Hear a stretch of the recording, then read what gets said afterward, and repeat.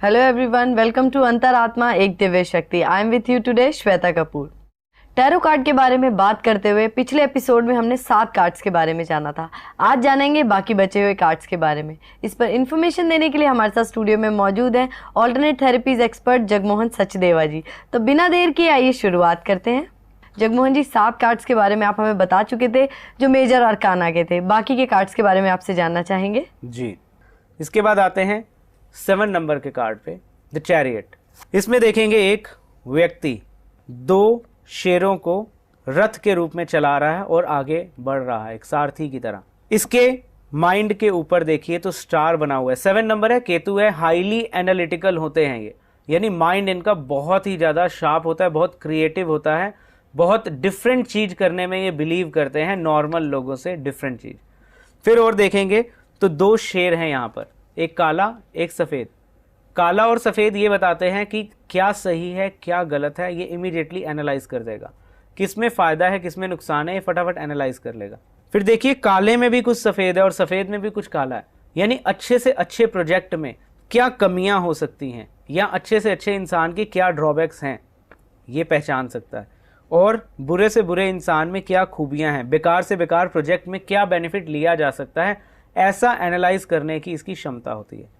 Heart पे देखेंगे तो स्क्वायर बना हुआ है, तो जब भी स्क्वायर हार्ट में बना हो तो स्ट्रॉन्ग स्ट्रेंथ को शो करता है, दिल से बहुत स्ट्रॉन्ग और स्ट्रेंथ वाले होते हैं। प्रॉपर्टीज़ काफ़ी बनाएंगे ये, तो अगर ये कार्ड निकलता है तो ये प्रॉपर्टी के आने को भी रिप्रेजेंट करता है, अपने नाम से ये व्यक्ति प्रॉपर्टी बनाएगा ऐसा भी ये रिप्रेजेंट करता है। फिर दूसरा देखेंगे यहाँ पर शिवलिंग बना हुआ है, तो अगर ये शिव की पूजा करता है, शिव की आराधना करता है, तो इसके काम और जल्दी बन सकते हैं, ग्रो कर सकता है और ज़्यादा अपनी लाइफ में। एंजेलिक ब्लेसिंग यानी ईश्वर की कृपा इस व्यक्ति पर होती है। इधर देखेंगे तो खूब सारे स्टार्स हैं, यानी लाइफ में नंबर ऑफ अपॉर्चुनिटीज़ इनकी लाइफ में आती रहती हैं, इन्हें बस उन्हें अवेल करना होता है। इनके शोल्डर पे देखेंगे तो 2 चांद बने हुए हैं, यानी ये जिम्मेदारी उठाने वालों में से होंगे, जिम्मेदारी से भागने वालों में से नहीं होंगे। तो जब भी ये कार्ड आएगा तो पर्सन अपनी हार की जिम्मेदारी अपने पे लेता है, अपनी टीम पे या समय पे या किसी चीज़ पे नहीं डालता।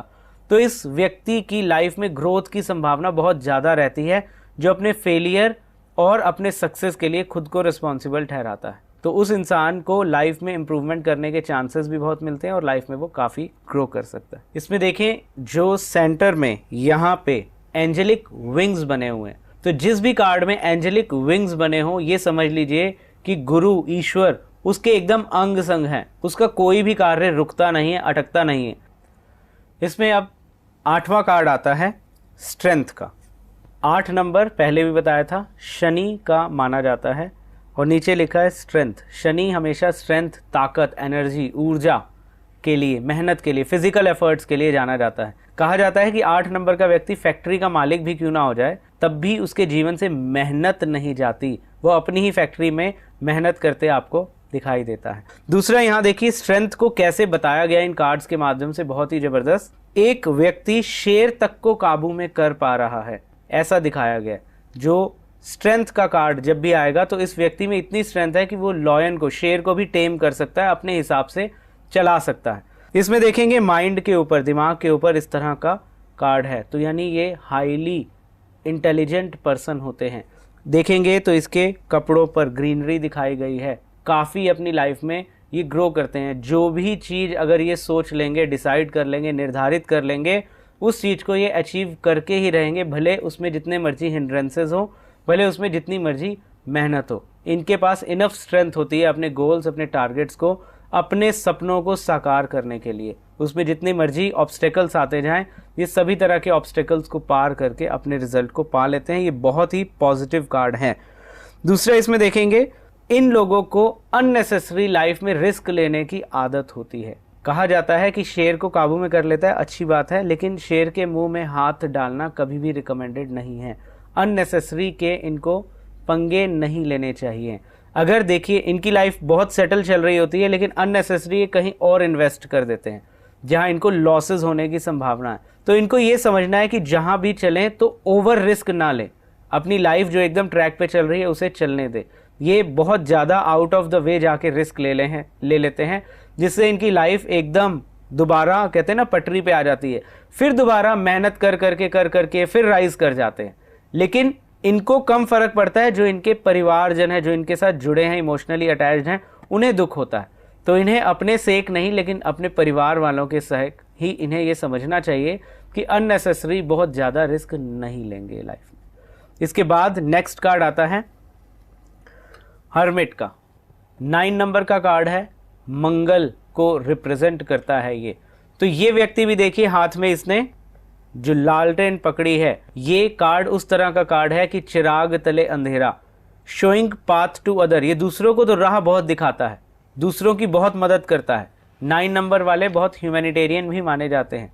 लेकिन अपनी बारी जब आती है तो देखिए इसने एक लाठी पकड़ी हुई है, जो ये बताती है कि ये खुद डिपेंडेंसी ढूंढता है। तो इस व्यक्ति को ये चाहिए कि जिस पाथ पे ये दूसरों को गाइड कर रहा है चलने के लिए, ये पर्सन हाईली एक्सपीरियंस्ड होता है। यहाँ क्योंकि एक देखेंगे तो ओल्ड मैन दिखाया गया है, लेकिन अगर ओवरऑल इस कार्ड की शेड देखें, अभी तक जो हमने 9 कार्ड पढ़े, उन सब कार्ड्स में एनर्जी, जो ओवरऑल व्यू था वो बहुत पॉजिटिव था। लेकिन इस 9 नंबर के कार्ड में देखेंगे तो थोड़ी ग्रेइश लुक है। तो ये कार्ड बहुत ज़्यादा पॉजिटिव नहीं माना जाता, इसके कार्य होने की संभावना थोड़ी सी कम रहती है। उसके लिए इसको अपनी एनर्जी को बहुत मेंटेन करना पड़ेगा।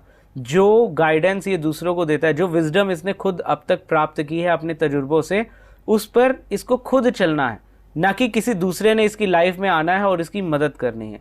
तो ये व्यक्ति जिस दिन प्रैक्टिकल होके अपने द्वारा जो विजडम अर्जित की है उस पर चलना शुरू करेगा तो इसकी लाइफ ट्रैक पे आ जाएगी। लेकिन जनरली अगर ये कार्ड किसी भी पर्पस के लिए आता है, जैसे मुझे ये दुकान खोलनी चाहिए और ये कार्ड आता है, तो हम इसको सजेस्ट नहीं करते हैं, हम पॉजिटिव में इसका हाँ में जवाब नहीं देते, जैसा कि पहले के सभी कार्ड्स में वो जवाब हाँ में था। इसमें हम जवाब हाँ में नहीं देते हैं। इससे अगले कार्ड पे चलते हैं।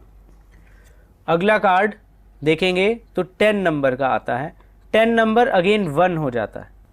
व्हील ऑफ फॉर्च्यून, किस्मत का पहिया। जो किस्मत है वो कभी भी स्टेबल नहीं है, ये पहिया हमेशा चक्र जो है चलता रहेगा, समय बदलता जाएगा, दशा बदलती जाएगी, तो जीवन में उतार चढ़ाव आते जाएंगे, सुख दुख दिन रात, ये सब एक रोटेशन है। तो इस रोटेशन में सीजन है वो एक रोटेशन है, तो उसी तरह जो हमारी किस्मत का पहिया एक रोटेशन है। इसमें अगर आप देखेंगे यहाँ पे एक लड़की, उसके साथ एक किताब दिखाई गई है, यहाँ देखेंगे ईगल, किताब दिखाई गई है, यहाँ देखेंगे शेर, उसके साथ किताब दिखाई गई है, इसके साथ गाय और उसके साथ किताब दिखाई गई है। यानी इसको अगर समझा जाए तो जितनी भी तरह की नॉलेज आपने अब तक प्राप्त की है, भले वो करेज से रिलेटेड हो, भले वो संस्कार से रिलेटेड हो, भले वो शार्पनेस से रिलेटेड हो, भले वो ब्यूटी से रिलेटेड हो, सभी तरह की नॉलेज को एक साथ अप्लाई करने का टाइम आ गया है। जब भी ये कार्ड आता है तो ये बताता है कि किस्मत बदलने वाली है, तो आपने अब तक जितनी भी नॉलेज अर्जित की है उस नॉलेज को एक साथ अप्लाई करना है। यहाँ देखेंगे स्वॉर्ड, स्वॉर्ड मैंने बताया था ना, इंटेलिजेंस एंड क्विक डिसीजन।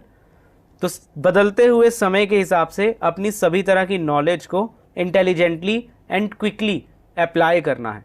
अगर करेंगे तो यहाँ साफ दिखाया गया सडन वेल्थ गेन होगी, तो बहुत मेजर लेवल पर आप वेल्थ को गेन कर सकते हैं।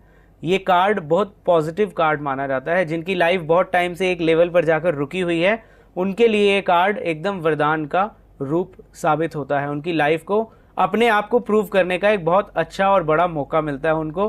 अगर वो अपनी नॉलेज को अप्लाई कर जाएंगे तो अपनी लाइफ के सर्कल को, किस्मत के पहिए को बहुत अच्छे ट्रैक पर ले जाएंगे। तो it is a very positive card. Next card आता है 11 नंबर। देखेंगे लिखा हुआ है जस्टिस और हाथ में है तराजू। ये व्यक्ति जितनी मेहनत करेगा उतना रिजल्ट मिलेगा। ये व्यक्ति जैसा कर्म करेगा वैसा रिजल्ट मिलेगा। दूसरा, ये व्यक्ति का स्वभाव न्यायप्रिय होगा। एग्जाम्पल के तौर पर अगर जो जिना सही है और जो गलत है, तो ये सही और गलत एकदम निर्धारित करके बता देगा, ये व्यक्ति सही है, ये व्यक्ति गलत है। ऐसा नहीं करेगा कि जो अपना है उसका साथ ज़्यादा देना है, भले वो गलत हो भले सही हो, सही तो जी अपना ही बंदा है, ऐसा नहीं करेगा। ये पहले उस बात को समझकर जहाँ पर जिसकी गलती है ये उनको बिल्कुल क्लियरिफाई कर देगा। दूसरा देखेंगे तो ये जो कार्ड है इसमें इसने स्वॉर्ड भी पकड़ी है, तो ये पर्सन हाईली इंटेलिजेंट व्यक्ति होगा, अपनी लाइफ में फटाफट डिसीजन लेगा। नीचे देखेंगे तो एक शूज़ भी इसने आगे किया है, तो रेडी टू टेक स्टेप्स। हमेशा जो भी निर्णय लेगा उस पर आगे कदम भी बढ़ाएगा, आगे भी बढ़ेगा। लाल कपड़े पहने हैं तो काफ़ी फेम मिलेगा इसको अपने जीवन में। 2 नंबर का कार्ड है तो इमोशनल होगा, अटैच्ड होगा, इंट्यूशन इसकी बहुत ज़्यादा स्ट्रांग होगी, तो इसे अपनी इंट्यूशन को जरूर फॉलो करना है। तो it is a very positive card. इसमें यह ध्यान रखना है कि जितनी मेहनत करेगा उतना रिजल्ट मिल जाएगा। कई बार कुछ लोगों के जीवन में क्या होता है, थोड़ी सी मेहनत करते हैं और बहुत अच्छा रिजल्ट होता है। कुछ लोग सारी जिंदगी मेहनत ही करते रहते हैं, रिजल्ट नहीं मिलता। इस व्यक्ति को ये वरदान है कि ये जितनी मेहनत कर देगा उतना इसको रिजल्ट मिल जाएगा। यानी अपनी मेहनत को अपनी इंट्यूशन के साथ मिलाकर इसे यूज करना है ताकि इसकी लाइफ आउटस्टैंडिंग लेवल पे पहुंच जाए। नेक्स्ट कार्ड देखेंगे तो ये कार्ड है 12 नंबर का। 12 यानी 1 और 2। अगर 1 और 2 मिलाकर देखें तो फिर 3 बन जाता है, तो ये जुपिटर का कार्ड हो गया। इसमें देखें तो एक व्यक्ति एकदम उल्टा लटका हुआ है, लेकिन यहाँ पर ग्रीनरी ग्रोथ को रिप्रेजेंट भी कर रही है। उल्टा लटकने के बाद देखिए इसके पीछे जैसे ऑरा, ब्राइट ऑरा, सूर्य चमकता हुआ दिखाया गया, यानी दिखाया गया है एनलाइटमेंट को। उल्टा लटका दिखाया यानी इसको मेहनत एक बार इतनी करनी पड़ेगी, जैसे तपस्या करते हैं ना, तप कर रहा हो इंसान, तो उतनी मेहनत करनी पड़ेगी। उतनी मेहनत अगर ये कर जाएगा एक बार तो उसका रिजल्ट आउटस्टैंडिंग है। इसको एग्जाम्पल देंगे। एक व्यक्ति ने हमसे पूछा कि क्या उसे इंजीनियरिंग करनी चाहिए और उसका कार्ड ये निकला। तो ये बताता है कि एक बार तो बहुत एड़ी चोटी का जोर लगाना पड़ेगा इंजीनियरिंग करने के लिए, लेकिन अगर वो कर गया तो उसको रिजल्ट उसका आउटस्टैंडिंग मिलेगा। तो it is also very positive card, लेकिन एक बार आपको जी जान लगाकर मेहनत करनी जरूरी है। Next card is death. इसमें देखेंगे तो ये 13 नंबर यानी 4 नंबर यानी राहु का कार्ड आ गया। इसमें फिर समझते हैं डेथ का मतलब एंड। तो अगर कोई व्यक्ति पूछता है कि मुझे ये दुकान लेनी चाहिए तो नहीं लेनी चाहिए, इस व्यक्ति से शादी कर लेनी चाहिए तो नहीं करनी चाहिए, ये समझ लेंगे ये कार्ड हाँ को नहीं बताता। दूसरे शब्दों में ये कार्ड ये भी बताता है ending of old and beginning of new. अगर एक व्यक्ति का कोई काम चल रहा है और वो धीरे धीरे डाउन जाता जा रहा है और ये कार्ड निकल आता है, तो इसका मतलब यह है कि वो कार्य उसका बंद हो जाएगा और उसे किसी नए कार्य को शुरू करना पड़ेगा। तो ending of old and beginning of new. एक चीज का और ध्यान रखें, इसमें देखेंगे तो खूब सारे लोग मरे हुए दिखाए हैं, जैसे कि ये यमराज के रूप में आया और सबको जो है उनकी सजा सुनाता जा रहा है, लेकिन यहाँ वो व्यक्ति बचा है जो क्षमा मांग रहा है। ये कार्ड ये भी कहता है कि अपने द्वारा किए गए हर कार्य के लिए आपको अपने ईश्वर से क्षमा मांगनी है, और अपने दिल में अगर किसी के लिए कोई हेट्रेड है, कोई चिढ़ का भाव है, कोई घृणा का भाव है, तो उस व्यक्ति को भी आपको माफ कर देना है। तो आपकी ये जो ब्लॉकेज है, हिंड्रेंस है, ये फटाफट हट जाएगी और आप लाइफ में बहुत ज़्यादा ग्रो कर पाएंगे और जल्दी ये टाइम निकल जाएगा। इसमें और एक चीज़ देखेंगे तो ये ब्लैक पर वाइट दिखाया, तो बुराई पर अच्छाई की जीत को ये रिप्रेजेंट करता है। तो आपको अगर इस वक्त कोई भी व्यसन है आपके अंदर, कोई भी बुराई है, तो उसको साथ में त्यागने की कोशिश करनी है। अगर आप किसी पर्टिकुलर व्यक्ति के लिए बहुत बुरा बने हुए हैं, उसकी नेगेटिव वाइब्रेशंस आप बार बार लेते हैं जानबूझकर, तो आपको उसे बिल्कुल तुरंत इमीडिएटली अवॉइड करना चाहिए ताकि आप लाइफ को एक नए पैटर्न पर, नए लेवल पर ले जा सकें। तो ये कार्ड जब भी आता है और वो किसी नए कार्य की शुरुआत को पूछेगा तो इसमें जवाब हमेशा ना दिया जाता है। नेक्स्ट कार्ड पे आएंगे तो है टेम्परेंस। 14 नंबर 5 नंबर आ गया, यानी बुध का कार्ड हो गया। देखेंगे तो यहाँ पे बुद्धि का साइन बना हुआ है, यानी ये असीम बुद्धि का इसके अंदर कंट्रोल होगा, बहुत सी चीज़ों को लाइफ में अचीव कर पाएगा। एक पैर पानी में, एक धरती पे। तो जब भी ऐसी कंडीशन दिखे तो ये अपनी पर्सनल और प्रोफेशनल लाइफ दोनों को बहुत अच्छी तरह निभा पाएगा। नीचे देखेंगे तो ये ग्रीनरी है, ग्रोथ को रिप्रेजेंट करती है, लाइफ में खूब ग्रोथ होगी। पानी है यानी हिंड्रेंस नहीं आएंगी लाइफ में, स्मूथली इसके काम बनते जाएंगे। फिर देखेंगे एंजेलिक विंग्स हैं, यानी एंजल की ब्लेसिंग रहेगी, इसके कार्य फटाफट हो जाया करेंगे और अपने आप अपॉर्चुनिटीज इसकी लाइफ में आ जाएंगी। इधर देखेंगे तो एक पाथ जा रहा है जो सूर्य तक पहुंचा रहा है। इसका मतलब जितनी मर्जी इसने ग्रोथ कर ली हो, अभी सूर्य तक पहुंचने की ग्रोथ ये कर सकता है। अपनी बुद्धि का इस्तेमाल करता जाएगा तो लाइफ में और आगे और आगे और आगे ये बढ़ सकता है। There is never an end to his growth. तो ये कार्ड जब भी किसी भी कार्य के लिए निकल आए, बिजनेस के लिए, शादी के लिए, तो ये कार्य जरूर करना है। इस पर्टिकुलर व्यक्ति से मैरिज होते ही इसकी लाइफ में मैनी फोल्ड्स एनहेंसमेंट होगी, बेटरमेंट होगी। ये बिजनेस शुरू करते ही जो ग्रोथ है वो सूर्य तक पहुंचाने वाली हो सकती है। तो इस व्यक्ति को जरूरत है कि जब भी ये कार्ड निकले तो उस कार्य को उसे जरूर करना चाहिए और अपनी बुद्धि का पूरा उपयोग करते हुए। इसके बाद नेक्स्ट कार्ड आता है तो ये डेविल का आता है। ये भी 6 नंबर का कार्ड बना, 15 नंबर, और लेकिन डेविल। अब देखिए, पहले जो हमने 6 नंबर का कार्ड पढ़ा था उसमें एंजल की ब्लेसिंग थी, यानी एंजल के इम्पैक्ट में थे, यानी पॉजिटिव एनर्जी का इम्पैक्ट था दोनों पर, इसलिए वो हाईएस्ट ग्रोथ भी कर पा रहे थे और स्टेबिलिटी भी थी। इस कार्ड में देखेंगे तो ये कार्ड बताता है कि इसमें दैत्य का साया, यानी नेगेटिव एनर्जी का साया। इसमें देखेंगे तो दोनों चेन से बंधे हैं।